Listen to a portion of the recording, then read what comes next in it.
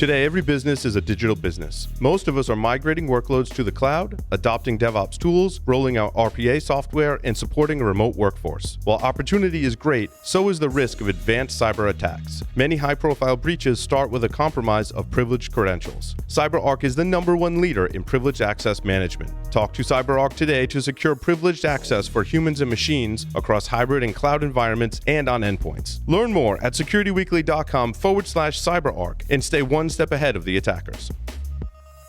The Viavi Solutions Observer Platform provides SecOps teams a powerful combination of comprehensive data for threat hunting and incident response that includes wire data analytics and enriched flow records. Using pure, unaltered packet and net flow, Observer presents views across the entire IT infrastructure with threat alert features including scope, impact, and advanced traffic profiling. Teams can use automated workflows to dive into high-fidelity network evidence and more quickly resolve issues, minimizing impact on customers, users, and business operations. Learn more about the Viavi Network Security Solution and download free resources at securityweekly.com/Viavi. That's VIAVI.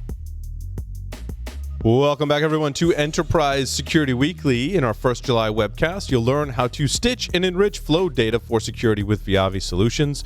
Register for the upcoming webcast happening tomorrow at securityweekly.com/webcast or visit securityweekly.com/on-demand for our previously recorded webcast, even including the one that we did with Google Cloud on the reCAPTCHA and bot detection, which I encourage our audience to make sure you go check that out. So we were talking about that in the news segment.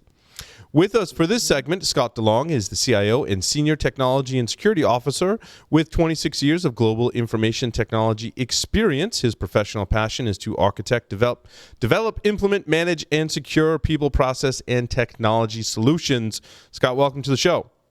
Hi, thank you, Paul. And today we're going to talk about ransomware. Yes, sir. Let's do it. So, Matt, I don't know if you want to, I know you did the prep on this one, so take us through. Yeah. Ransomware is scary. Yeah, it is. Scott, when we were preparing for this, I thought this was just an intriguing topic. You actually lived through a ransomware attack. And I thought it would be great for the audience to understand what happened, kind of the process you went through, and more importantly, lessons learned, like what did you learn by going through an actual ransomware attack? So can you give us kind of the background on the attack and how this whole thing started? Sure. So a couple little caveats there is I can't disclose specific client or company names, of course, but have lived through significant events that when we talked, Matt, I was excited to be able to talk through the process and share experiences. And having lived through that, definitely want to do what I can for the industry to help to prevent ransomware attacks, but also am here as a experienced resource who has lived through it. So wanted to share some of those lessons learned as well. So thank you for having me on. Yeah, you're welcome. So how did this whole attack, how did it start, right? I mean, normally when we see an attack, whether it's a data breach, it usually starts with probably a phishing campaign. Did it start that way for this particular attack? How did things start? What were the techniques used? Sure. So let's start with almost step zero, right? And that is, as of today, there are bad actors throughout the world who are doing recon on companies, looking at their business situation. Are they, what is their capability to be able to pay for ransom? What are their social and technical weaknesses and architectures? How would they attack them? What is the tactical approach that they would attack them? So that's kind of step zero, right? And so I think the first thing is any company today of any size could be on the radar of a bad actor doing step zero, which is recon. Step number one, then, when we get into this and to get into more of the experience I have is it's the compromise, right? So somehow a bad actor is going to get into your environment. They're going to get credentials to your system somehow. Now, that could be through phishing attack, right? It could be through social engineering and or brute force attack. What I can tell you is that in the compromise phase, the lessons learned from my experience with clients is oftentimes the very basics go a long way. Multi-factor authentication, password, scheduled password resets, and the third one being password resets, multi-factor authentication, and what was my third one? Sorry, Matt, I'm blanking on it. I think it was logging, right? Because you saw some interesting log data. Yes. Yeah. And I mean, things as simple as keeping logs and monitoring where the geographic locations of those logins are happening. Thank you. Those three things go a long way. And I think a lot of small and especially mid-tier companies aren't doing that. And probably some larger companies that we would be kind of surprised aren't doing that. So one is the compromise. Somehow they get the credentials. The next is the case. Well, Scott, right? So just on that point, I mean, it's a great point, right? Like when we knock multi-factor authentication, we talk about passwordless authentication, but let's talk tactical, right? Multi-factor is great because it makes it harder to bypass, not impossible. But also changing passwords is a good thing too, because there's so many data breaches out there. And sure, you can go through threat intelligence feeds and see which of your credentials might have been compromised and changed those, but like just change them, right? And every organization has those passwords that you're like, I knew I changed that. I thought I changed that, but I didn't change it in all the places, right? So that's, I think, goes back to basic hygiene, right? Is making sure that your credentials are changed and protected. I know, and it sounds so simple, and yet I think a lot of companies just don't follow the basics, which has been my experience in the attacks. So I think the other challenge with hold on a second, Scott. I think the other potential challenge here is we reuse the same password across different places. I mean, if I remember the Disney Plus attack, right, a lot of it was just password reuse from previous breaches, right? And so it's not just changing your password, but it's coming up with different passwords for different environments so that if one environment gets breached, it can't be used somewhere else. Just, again, basic hygiene. Yeah, and Matt, I was just talking to a friend and a colleague of mine about the Have I Been Pawned password or a website and putting passwords in. And so he and I like that website, and we were actually out there playing with it on what passwords have been used or have been hijacked through different breaches. And so what we like to do is talk to users about go to the Have I Been Pawned website and look at what type of passwords that they're using, and has it been used before, and has it been compromised? And it's a pretty, I think users would be really surprised to see how passwords have been used or what passwords they're using have been compromised. Yeah, and there's some browsers will tell you if your password's been used in a breach, like if you're setting a password. Oh, no kidding. Yeah, like I logged into a system I stood up for the first time, and it had a default username and password. I didn't even have a chance to change it. I was logging in for the first time to change it, and it told me that the password had been used in a breach. Yeah, right. Wow. The other thing that I actually did about 6 months ago is I started using 1Password, and I had used a password management tool at other companies, but using one personally has been just such a great improvement in my life. One, to be able to recognize, or one, to keep them safe, but two is they're a lot more complicated and complex. And so I have done that personally and would recommend everybody have a personal password management tool. I agree. I think that goes to your, kind of initial compromise, not just multi-factor and changing your passwords, but having a password manager, I think helps more than it hurts, especially since like LastPass will tell you, and I'm sure others do, where you have password reuse across the credentials you have in your vault. Mm-hmm. Yeah, absolutely. Yeah. I just think that's great.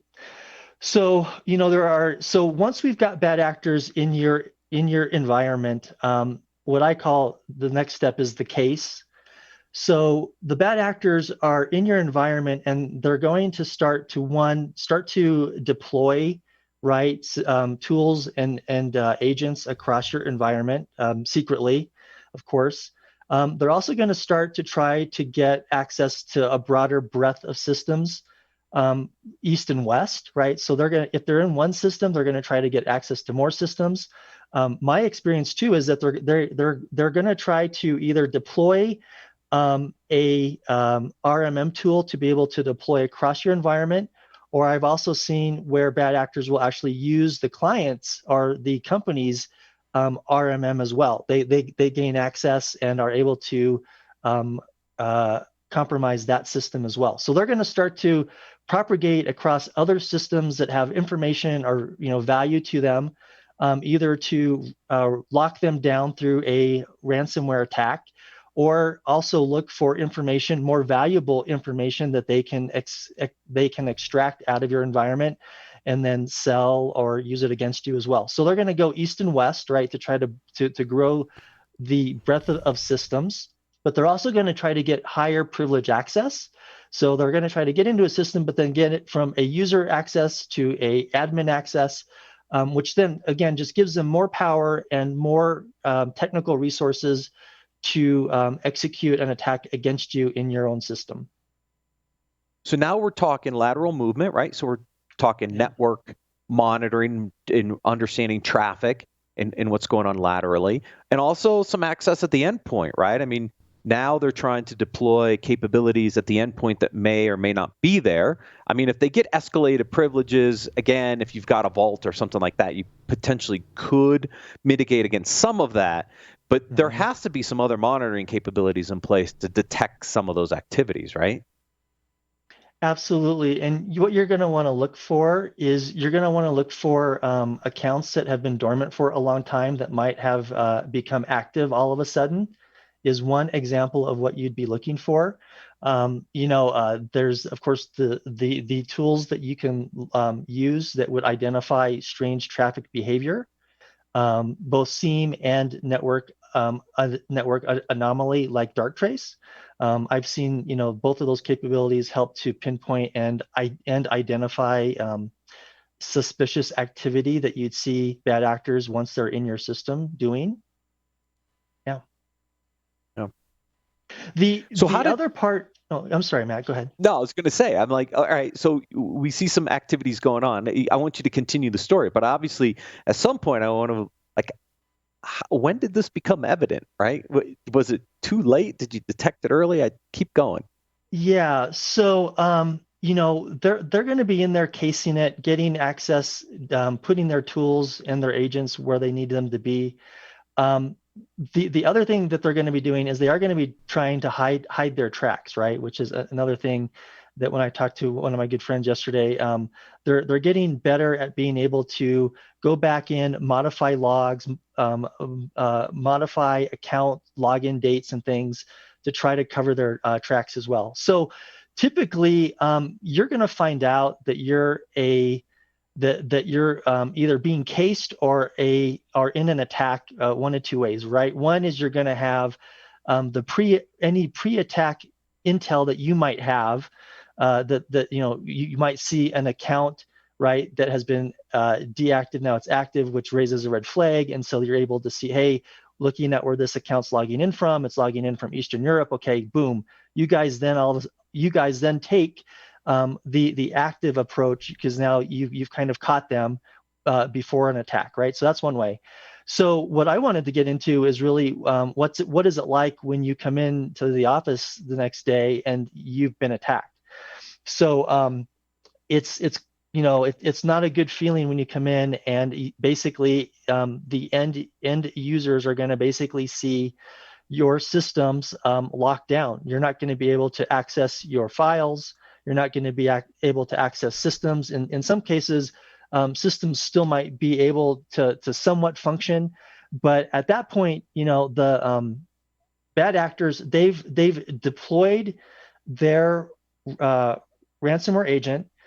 They've locked your systems, and so in that case, you're going to find out pretty quickly, because users are going to start to be like, I can't do any of my work, and that's typically what I've seen. Yeah. And so now you go into full-blown incident response mode. And I think with ransomware, there's some interesting discussions that have to happen internally, right? first you're going to probably get approached by whoever did the ransomware asking for a ransom. And one of the first questions you probably have to ask is, do we pay the ransom or don't we pay the ransom? Do we have cyber insurance that covers the ransom? Walk us through some of those decision thought processes that needed to happen when you entered the incident response phase of a ransomware attack. Right. So you're going to want to set up your team, right, to address it, which will be your own technical team. You're going to want to identify your stakeholders, bring in the federal authorities, potentially your insurance company, a negotiator. And at that point, once you've been attacked, I think we focus on ransomware, right? Like we're locked down and we can't do business. But I think one of the other important concepts to remember is that the bad actors are still in your environment, and they're able to, see your communications through chats and windows, and they probably set up accounts in your different chatting or email systems. And so not only do you need to realize that your systems are locked down, and we're kind of getting into the process of how you deal with figuring out if you pay ransomware or not. But another big lesson is they're in your environment still. And so you really need to think about how you are going to communicate and alternative methods for communicating across your stakeholders and your core team, because chances are they're probably seeing a lot of your communications and they're able to use that against you. And so one is you need to set up your team. Two is you need to address the ransomware. And three is you need to figure out where they are in your environment and get them out almost first, rather than addressing paying the ransom. Yeah, so my kind of feeling on that is never pay the ransom, because now you're just funding basically criminals, right? Potentially nation states, but you're funding criminals, right, when you pay that ransom. Well, and Matt and I talked about that. There's pros and cons. So I can tell you from experience, having a decryption key makes the recovery and the remediation of systems a lot easier and faster. If you don't have a de-encryption key or encryption key, you're having to recover from backups, snapshots, or recreating new systems to start fresh from.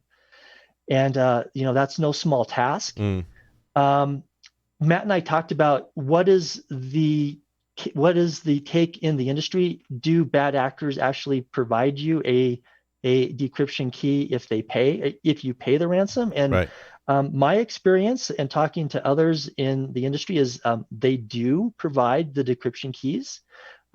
If they didn't, they'd quickly get a reputation for not being bad, not dealing in good faith as bad actors. Yeah, and so people would stop. Scott, paying. Your camera's frozen. I don't know if you want to maybe disable your video and re-enable it. Sure. Yeah. So so there's a whole strategy about should you pay for the ransom or not. One is you should have an opinion before an event happens, right? Mm-hmm. And you should have your playbook in place so you're able to address it. But part of that is, your legal team, your IT team, but also your insurance company, I think is a big part of if you decide to pay or not. Probably local and federal authorities, if you get them involved. I guess while I understand the philosophy of you're just paying bad people to do bad things and you're going to encourage them, I think every situation could be different, right? Depending on the impact to business, what type of business is being impacted. If it's a banking industry or a healthcare industry, depending on how vital those systems are to provide what level of life or death or financial impact. It's easy to say not to pay, but I guess patient safety is certainly an issue. Right. And it's interesting. So there was a local healthcare organization that was a victim of a ransomware attack. Excuse me. And they said, well, no patient data was affected. And I'm like, but if they can encrypt data, they have access to it. How do you dig into that, Scott? I'm sorry, Paul, what was the question again? So I'm sorry, I have a tickle in my throat. If they can encrypt the data, they have access to it, which means they might have a copy of it, right? Yeah. How do you make that determination? Sorry. Well, so that's where the forensics and the investigation work comes in, right? To assess, which is one of the steps, is really one is you need to assess the breadth and the depth of systems that have been impacted, which includes what's the breadth and the depth of the data that's been impacted or potentially at risk. I don't think there's a one-way answer on that. I mean, once you assess the breadth and the depth, I think that's where you kind of get into what's the risk of not only getting your systems unlocked, but have they extracted that data out of your company. So part of the assessment of that is, do you see large volumes of data that has been passed through your network out of your environment. So that's one of the assessment points.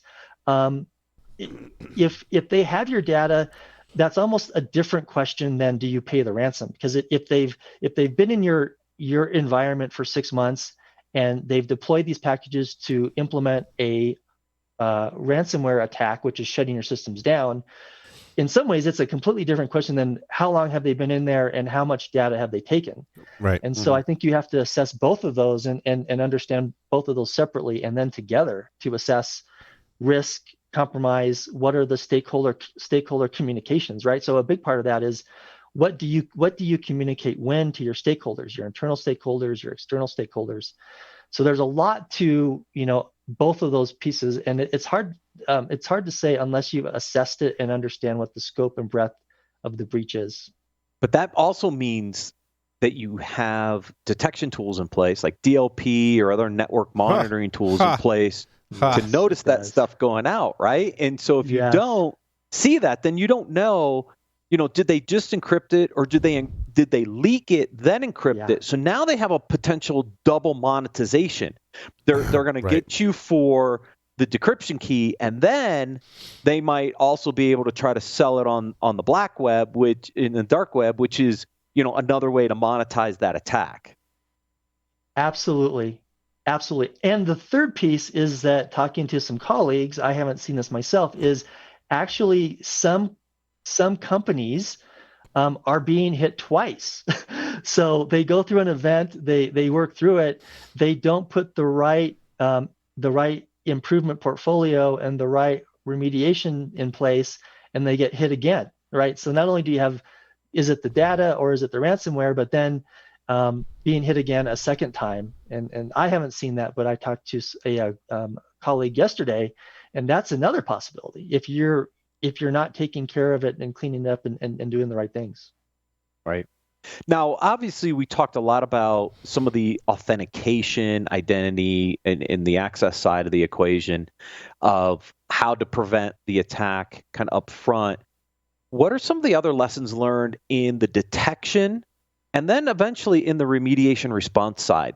What are some of the other things that people really need to think about having in place to detect these attacks?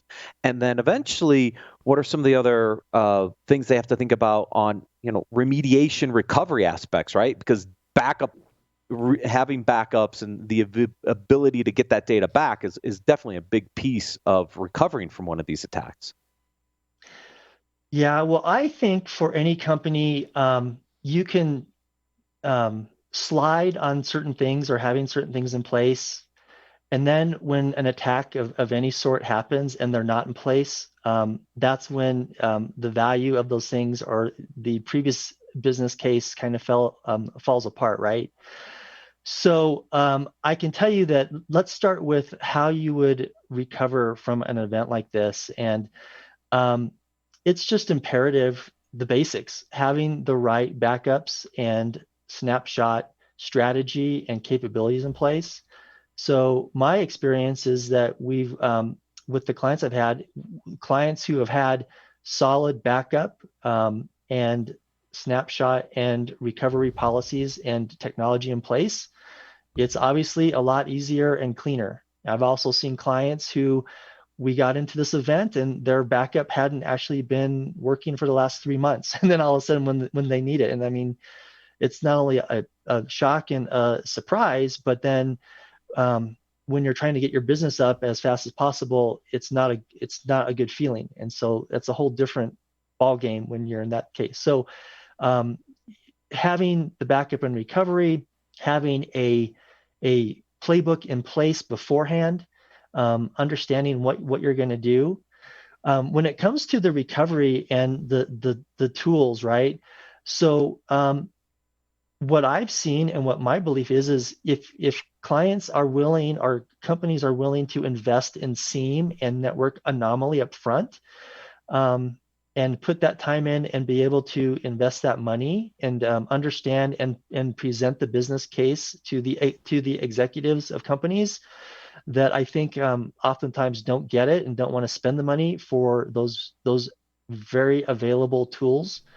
When something like this happened, it's always I wish we had, and you're armchair quarterback, wishing Right. you had done that. And so I think Yeah. that's a big challenge with the industry is, CFOs and the other non-CT people, what's the value of this? What am I going to get out of it?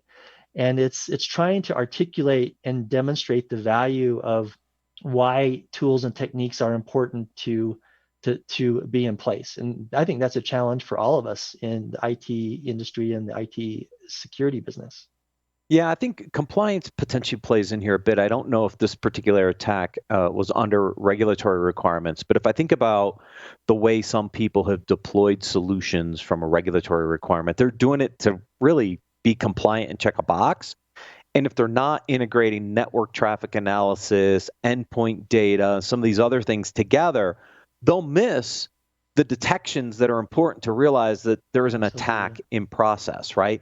And I think if you are really serious about securing the environment, then having some of these tools integrated together to give you those alerts would help you be in a better position to detect the attack earlier versus in this particular case, I think is, didn't detect it early, had ransomware, and now you're in full-blown incident response forensics trying to figure out how to recover.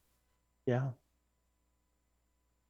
Yes, sir. I mean, that's what it's like. It's and what I will say, having seen companies live through this, is there's an emotional side of it too, of feeling violated and not trusting your environment and not trusting your systems, and it's not a good feeling to have been compromised by a bad actor.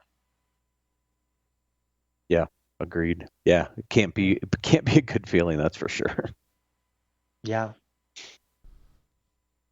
Yeah, I So think. with that said- I was just going to say, I think having a solid incident response plan, even if you don't have those capabilities in house, but having potentially a company on retainer, along with that, making sure that you can collect the right data. So when they do come in, I think we did a webcast or a segment on this, right? When they do come in, that you're prepared with the right data for them to analyze, your logs, your network flows, things of that nature. Also having good backups, right, as part of your incident response plan. And I like the point that we haven't talked about in a while about communication, right? What's my out-of-band communication to discuss the incident and coordinate? All very important things, especially when we talk about ransomware, because it can disrupt the business very, very quickly and be very impactful. Yeah, and having the right stakeholders classified and knowing when and what to communicate is an art and a science. Especially, and again, once you get into this, one is your vendors, your customers, your internal team members.